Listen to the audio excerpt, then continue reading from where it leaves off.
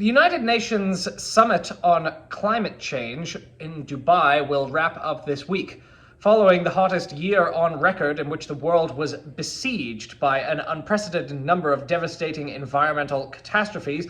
The world eagerly awaited answers from world leaders about how the globe will go about solving the monumental task of slowing man-made global warming. The draft of a final agreement was released on Monday. It was hailed by Sultan Al Jaber, the climate change denying Emirati oil executive, who's been leading the talks, as a huge step forward. Your skepticism is warranted. According to Lisa Friedman in the New York Times, the long-awaited draft said nations could take actions to slash greenhouse gas emissions, including reducing both consumption and production of fossil fuels by 2050, in line with what the science says must be done to avert the worst consequences of global warming. But it said nothing about deeply cutting fossil fuel use this decade, which scientists say is required to keep global warming at relatively safe levels. And the use of could makes action optional, analysts said. This is utterly humiliating and infuriating, and many world leaders have bemoaned the total impotence on display.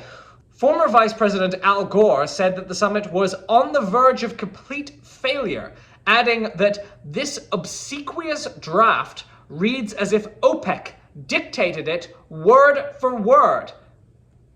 He's right. Earlier in the summit, the Times reported that the Saudi head of Organization of Petroleum Exporting Countries, Haytham Al-Ghayas, sent a letter warning other OPEC members to reject any text or formula that targets energy, i.e. fossil fuels, rather than emissions.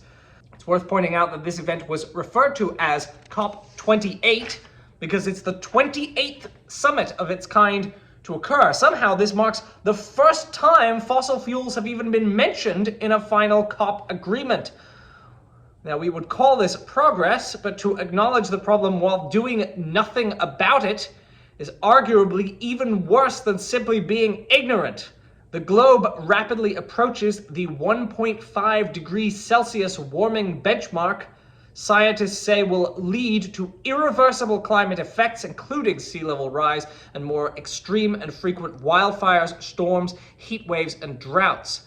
The Paris Climate Accords, at which signatories agreed to adopt policies that would keep global emissions below 1.5 Celsius, was woefully insufficient, but it at least involved committing to a clear goal, even if it turned out to be totally unenforceable. The COP28 agreement didn't even get that far.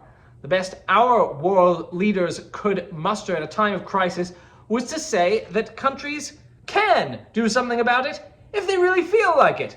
But it's like totally up to them and not a big deal, really. Disgraceful.